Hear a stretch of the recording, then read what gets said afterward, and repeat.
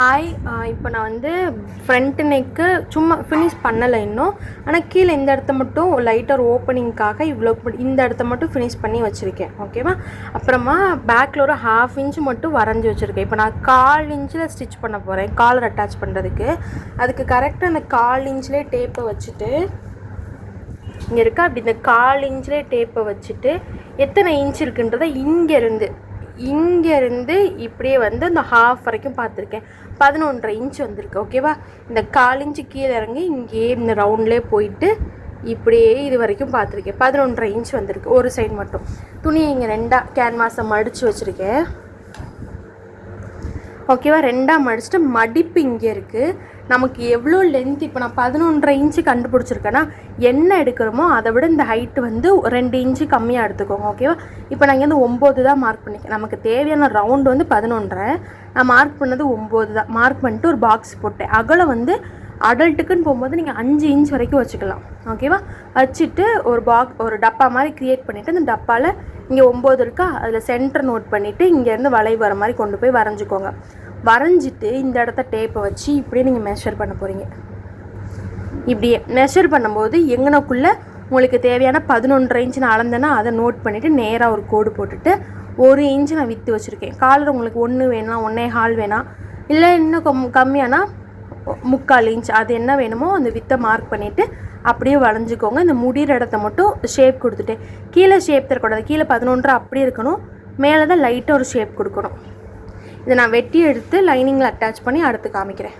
துணியோட ஒரு ராங் சைடில் கேன்வாஸ் வச்சு அயன் பண்ண போகிறேன். அயன் பண்ணிவிட்டு என்ன பண்ணணும்னா நம்ம வந்து இந்த இடத்த தான் கொண்டு போய் நம்ம சுடிதாரோட ஜாயின் பண்ண போகிறோம். அந்த இடத்துல ஒரு 1/4 இன்ச்சு கேப் விட்டு கட் பண்ணி, ஓகேவா? 1/4 இன்ச்சு கேப் விட்டு கட் பண்ணிவிட்டு இப்போ இதில் ஒட்டினதுக்கப்புறமா இந்த ஓரத்தை மட்டும் ஃபினிஷ் பண்ணி இப்படி மடித்து தைச்சி எடுத்துக்க போகிறோம். இவ்வளோ தான் இங்கே வேலை. இங்கே என்ன பண்ணுவோன்னா இதை மடித்து தைச்சதுக்கப்புறமா இன்னொரு கிளாத் துணியில் கொண்டு போய் வைப்போம். நான் உங்களுக்கு காமிக்கிறேன். இந்த இருக்கா இப்போ இந்த ஓரத்தை மட்டும் நான் இப்படி மடித்து தைச்சிக்க போகிறேன். இப்போ நான் அதுக்கு மேலே ஒரு துணி வைக்கிறேன். தெரியுதா? இப்படி எடுத்துட்டு அப்படியே சும்மா கட் பண்ணி வச்சுருக்கேன். இதை தூக்கி இந்த துணி மேலே வைக்கிறேன். இந்த துணி இருக்குல்ல, இப்போ 2வது வைக்கிற துணி தான் மெயின் கிளாத் மாதிரி உங்களுக்கு வெளியில் திற போகிற துணி. அதனால் இப்படி தச்சு நம்ம திருப்புறோம்னா இது வந்து நல்ல பக்கமாக இருக்கணும். நல்ல பக்கத்துக்கு மேலே இந்த துணியை வைக்கிறேன். வச்சுட்டு இப்போ என்ன பண்ண போகிறோன்னா இங்கே இருக்குல்ல நம்ம இப்படி ஓரம் மடிச்சு வச்சுருக்கோம்ல, இங்கேருந்து இப்படியே இந்த இடத்துல கட்டுத்தையில் போட்டு இந்த கேன்வாஸை ஒட்டியே தைக்க போகிறோம். இங்கே வந்து எடுக்க போகிறோம். எடுத்துகிட்டு நம்ம திருப்ப போகிறோம்.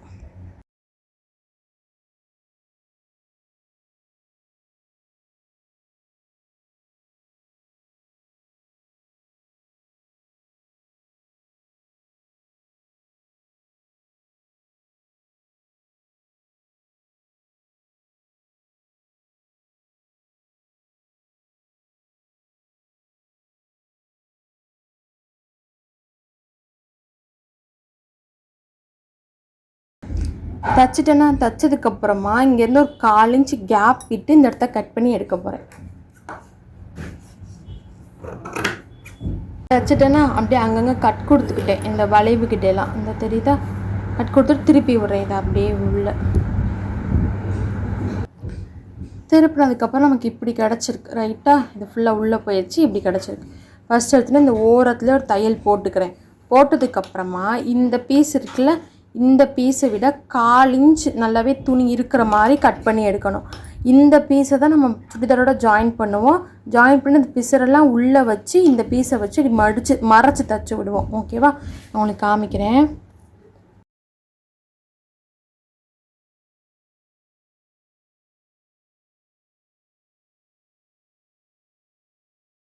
இப்போ இந்த மாதிரி ஃபினிஷிங்கில் இருக்குது. இது வந்து ஃபினிஷ் ஆகியிருக்கு. இந்த பீஸ் ஃபினிஷ் ஆகியிருக்கு. இன்னொரு பீஸ் வந்து ஃபினிஷ் ஆகாமல் இருக்குது. இப்போ என்ன பண்ண போகிறேன்னா சுடிதாரில் கொண்டு போய் வச்சு இந்த இடத்துலேருந்து நம்ம தைக்க போகிறோம். இப்படியே தைச்சிக்கிட்டே வருவோம். பேக் நெக் வந்து நான் ஒரு 1/2 இன்ச் மட்டும் லைட்டாக ஷேப்பாக வெட்டிக்கிட்டேன். இனி நான் 1/4 இன்ச்சு கீழே தள்ளி தைப்பேன். அப்போ வந்து 3/4 இன்ச்சு ஃபினிஷிங்கில் கிடைக்கும்.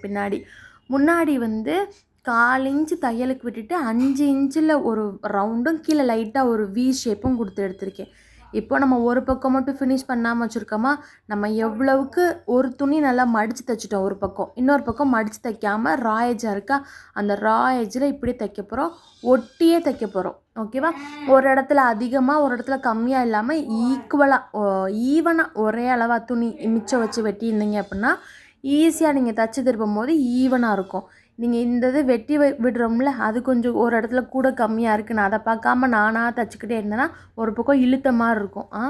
இப்போ நான் மிச்சம் இருக்க இந்த இதில் தைக்கிறேன். தைக்கும் போது அந்த மேலே இருக்க துணி மேலே தையல் விழுந்துட வேண்டாம், கரெக்டாக அதை ஒட்டியே தைங்க, ரொம்ப கேப்பு விடக்கூடாது. அது ஃபினிஷ் ஆகி உள்ளே அப்படி மடித்து தைக்கும்போது அது மேலே தையல் விழுகிற மாதிரி இருக்கணும். இப்போ நான் அப்படியே அந்த ரவுண்டில் வளைச்சி தைக்க போகிறோம். ஸ்டார்டிங் கட்டு தையல் போட்டு ஸ்டார்ட் பண்ணிக்கோங்க. அது எங்கேயுமே ரொம்ப மட்டும் இழுக்காமல் அப்படியே ஸ்மூத்தாக விட்டு அப்படியே தச்சுக்கிட்டே போகிறோம். அப்புறம் இன்னும் ஒன்று என்னென்னா, நான் வந்து ஃபஸ்ட்டு ஸ்டார்டிங்லேயே காமிச்சிருப்பேன், துணியை 2ஆக மடித்து வச்சு ஒரு பாதி மட்டும் மெஷர்மெண்ட் எடுத்துகிட்டு வந்தேன், எனக்கு 11.5 இன்ச்சு வேணும்னு. ஆனால் இன்னொரு பக்கம் ஒருவேளை ஒரு பக்கம் ஷோல்டர் அதிகமாகவும் ஒரு பக்கம் ஷோல்டர் கம்மியாகவும் தைச்சிங்கன்னா இந்த 11.5ங்கிறது ஒரு பக்கம் 11.5ஆகவும் ஒரு பக்கம் 11.25ஆகவும் இருக்க வாய்ப்பு இருக்குது. அதனால் ஈவனாக இருக்கான்னு ஒருக்கா ஃபஸ்ட்டே ஸ்டார்ட் பண்ணுறதுக்கு முன்னாடி வச்சு பார்த்துக்கோங்க. நம்மளோட சுடிதாருக்கு சென்டரையும் நோட் பண்ணிவிட்டு, நம்ம கையில் வச்சுருக்க துணிக்கு சென்டரையும் நோட் பண்ணிவிட்டு, 2 பக்கமும் இங்கேருந்து அந்த பக்கம் இங்கிட்டிருந்து அந்த பக்கம் கரெக்டாக இருக்கான்னு பார்த்துட்டு ஸ்டார்ட் பண்ணிங்கன்னா நமக்கு பிரிச்சு விட்ற வேலை இருக்காது. அப்படி நீங்கள் வச்சு பார்க்கும்போது எது பெருசாக இருக்கோ அதை அட்ஜஸ்ட் பண்ணணும். இப்போது உங்கள் சுடிதார் கையில் இருக்குல்ல, அது நம்ம கையில் வச்சுருக்க இந்த கேன்வாஸை எதுவுமே பண்ண முடியாது. நான் இப்போது பேசுகிறதெல்லாம் கேட்டுக்கோங்க, நான் தைக்கிறத பார்த்துக்கோங்க. கரெக்டாக மட்டும் கேன்வாஸை வந்து நம்ம எதுவுமே சரி பண்ண முடியாது. ஆனால் நம்ம கையில் வச்சுருக்க சுடிதார் பீஸ் இருக்குல்ல, அதை சரி பண்ணலாம். என்ன பண்ணலான்னா, ஒரு வேளை சுடிதார் பீஸ் பெருசாக இருந்துச்சுன்னா உங்களுக்கு எவ்வளோக்கு பெருசாக இருக்கோ 2 பக்கம் ஷோல்டரும் கரெக்டாக தைச்சிருக்கீங்களான்னு பாருங்கள். இல்லாட்டி லைட்டாக ஒரு கோடளவு 2 பக்கமும் சமமாக பிடிச்சி விட்டுட்டிங்கன்னா எந்த பிரச்சனையும் இருக்காது. நீங்கள் ஜாயின் பண்ணும்போது ஈஸியாக இருக்கும்.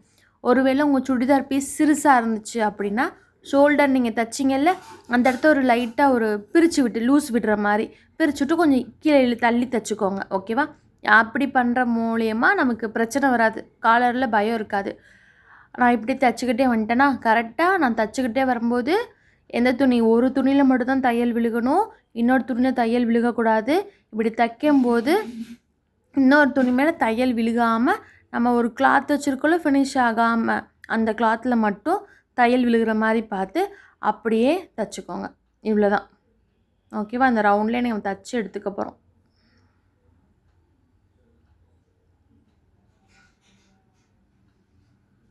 அந்த வளைவில் மட்டும் கரெக்டாக கொண்டு வந்து தைச்சிருங்க. அவ்வளோதான்.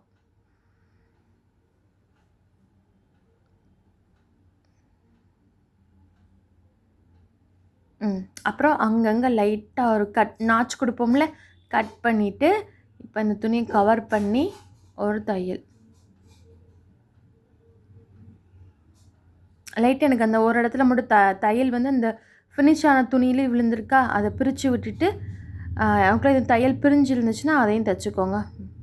இவ்வளோதான். அதை செக் பண்ணிவிட்டு லைட் அங்கங்கே கட் கொடுத்ததுக்கப்புறமா நமக்கு வந்து ஃபினிஷ் பண்ண போகிறோம். இவ்வளோ தான் வேலை முடிஞ்சிருச்சு. இப்போ நான் என்ன பண்ணுறேன்னா, அந்த ரா எட்ஜ் இருக்குல்ல, அது ஃபுல்லாமே நம்ம ஒரு பீஸ் இப்படி ஃபினிஷ் பண்ணி வச்சுருக்கோம்ல, அந்த பீஸ்க்குள்ளே போகிற மாதிரி வச்சுக்கோங்க.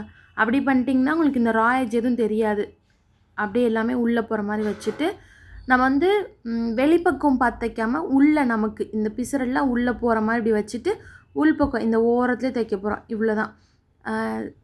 நம்ம ரவுண்ட்லேயே தைச்சி வந்தோம்ல, அப்போ ரொம்ப பிடிச்சி இழுக்காமல் துணி அதோட போக்கில் கரெக்டாக விட்டு தைச்சிங்கன்னா உங்களுக்கு எங்கேயுமே சுருக்கமாகவோ இல்லை இழுத்த மாதிரியோ இருக்காது. அவ்வளோதான். அந்த ரா எட்ஜஸ்லாம் உள்ளே தள்ளிட்டு அந்த ஓரத்துலேயே தைக்கிறோம். தைக்கும்போது நமக்கு ஏற்கனவே நம்ம இந்த பீஸை ஜாயின் பண்ண தையல் இருக்குல்ல, அது நமக்கு மேலே இந்த உள் பக்கமாக தெரியும். அதே இடத்துல இந்த தையல் விழுகிற மாதிரி போட்டிங்கன்னா உங்களுக்கு வெளியவும் ஃபினிஷிங் நல்லாயிருக்கும். கரெக்டாக நம்ம ஜாயின் பண்ண இடத்துலேயே ஒரு அமுக்கு தையல் மாதிரி விழுந்திருக்கும். அவ்வளோதான். அந்த ரொம்ப இழுக்கக்கூடாது துணியை. இழுத்திங்கன்னா மட்டும்தான் பிரச்சனையாக இருக்கும், ஃபினிஷிங் நல்லா இருக்காது. இழுக்காமல் பார்த்துக்கோங்க. வேறு எதுவும் டவுட் இருந்தால் எனக்கு கமெண்ட் பண்ணுங்கள். நம்ம அடுத்த வீடியோவில் பார்க்கலாம்.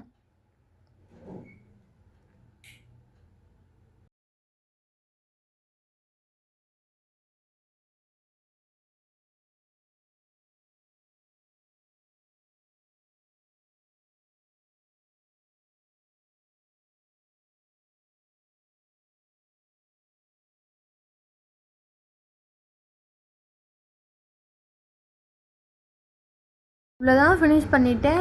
நெக் வந்து மேலே ஏற்றி 5 இன்ச்சில் வச்சுருக்கேன், கீழே 2 இன்ச் இறக்கி அந்த பா ஷேப்பில் ஒரு ஓப்பன் கொடுத்துருக்கேனா, அதில் இந்த மேலே காலரில் வச்சேன்ல அதே கிளாத்தை கொண்டு போய் ஒரு பக்கம் தைச்சி அந்த டானா ஷேப் மட்டும் தைச்சிருக்கேன், இன்னொரு பக்கம் கொஞ்சம் ஓப்பன் விட்டுருக்கேன், அதில் வந்து ஹூக் வச்சுருக்கேன். அப்போ நம்ம கழட்டி மாட்ட